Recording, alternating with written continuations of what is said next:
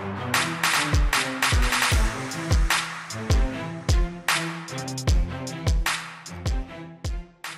right, let's look at some examples here of assigning R and S to some compounds.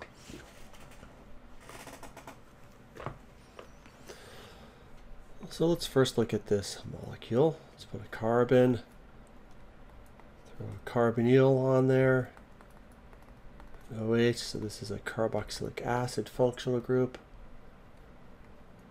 Put another OH over here. And let's make that a CH3. And then an H back here just like this.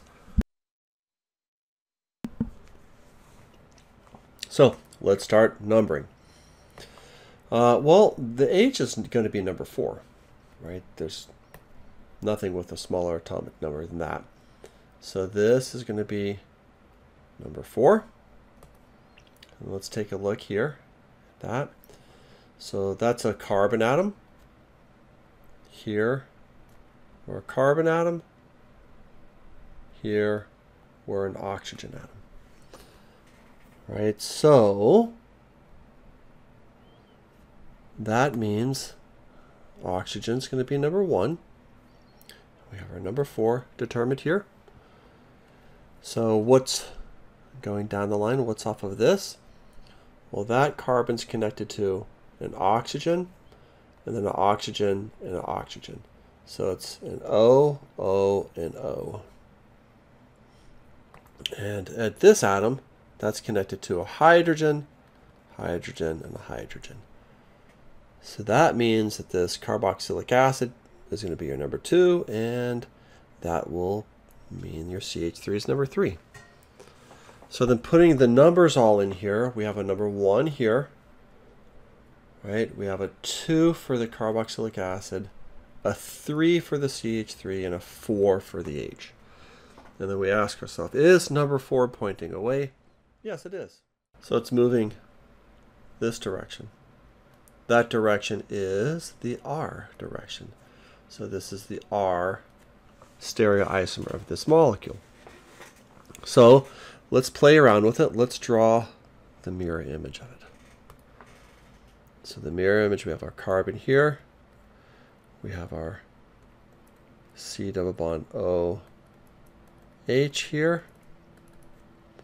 Our OH would be pointing this direction, and then we have a wedge and a dash, and the dash has the H on it, and the wedge has the CH3 on it.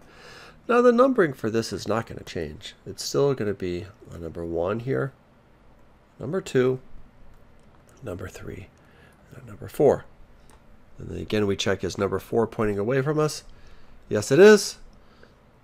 We're moving this direction right now, and then around here. So that's moving around this direction. And that direction is the S direction. So this is the S stereoisomer of this molecule. Now there's an interesting little trick we can do here, because remember we typically want to have number 4 pointing away from us. But sometimes it's convenient to not rotate molecules around in order to achieve this. So we have a couple of different ways of dealing with this. So let's look at this molecule, for example, and let's do a little rotation on it. So I want my carbon in the center, carboxylic acid up at the top. And what I want to do is I want to get my number 4 group right here to come out to this position. Okay, so what we're going to get here is a wedge and a dash and a line right here. So that H is going to swing around to this position. So that puts that right here. And as I rotate that around, this CH3 is going to move over to this position. So that would be your CH3. And then your OH is going to rotate around to this back position. So that's your OH right here. The numbering is still the same. So this is still number 1. This is 4. This is 3. And this is 2. So then we look. Is number 4 pointing away from us? No, it's not. All right, well, let's look at this. So what if we just kind of ignore that for right now and we went around this direction? So 1 to 2 to 3, right? So that's moving around this direction right now. That's clockwise. That's the R direction. However, we know, because we just did this, that this must be S, right? So instead, when number 4 is pointing at you, you have to switch your answer to S, right? So, right, one way of looking at this is that you want to be looking at it down this line, right, across from this. So you want to be looking at this thing kind of back here like this, if your eye was behind it. So when number 4 is pointing at you, you need to change your relative configuration. Or you need to spend time moving the molecule around so that number 4 is pointing away from you. So the rule of R being clockwise and S being counterclockwise is true when number 4 is pointing away from you. If it's at you, then we need to swap those rules. Let's practice that a little bit more here. So what about this?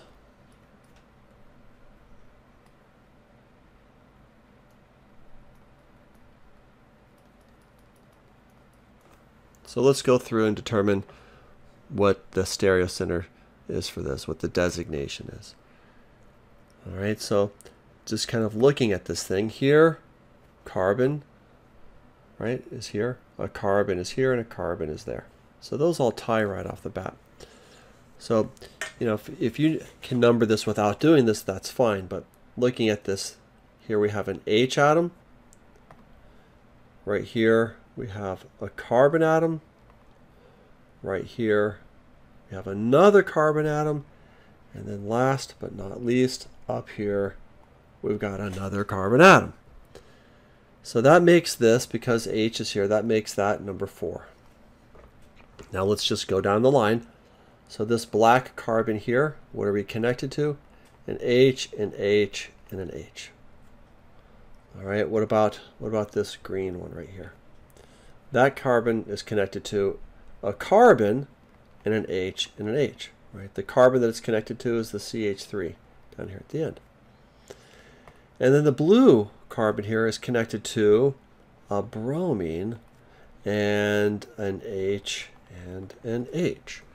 So we're ready to break the tie on this. So that means that this bromo group, this side right here, is going to be my number 1 because it has the bromo on it, right? And then number 2 is going to be on this side, and number 3 is going to be up here. So it's going 1 to 2, 2 to 3, or kind of moving around that direction if you like to spiral it. And that is moving around in the S conformation. So this is an S stereocenter here. Okay, so then the full name of this thing would be S 1 bromo 2 methyl butane. So we can get the other stereoisomer if we just swap 2 of the groups with each other. So watch this. What if we take that H and pull it in the front and then put the CH3 back there? Numbering is still going to be the same. That's 1, 2, 3, and 4 here. Now we're moving around this direction. So that's still moving around in this S direction. But that number 4 is pointing at us, so that S has to become an R. So if that's the quick rule for that. If you don't like that rule, and you really have to prove it to yourself and make sure you're comfortable with it, then you can rotate this molecule around. And when you rotate it around, you'd put your bromo group here, put your CH3 group here, and your H group there. So if you can imagine like this is a page, if you kind of turn the page over, right, in your book, then your bromo group would move to the other side, and then your H and your CH3 would switch positions. So that's your 1, 4, that's your 2, and that's your 3. And then that's moving around in this direction, and that direction is the R direction. So these two molecules are the same. I just drawn them out a little bit differently to show you some tricks of the trade.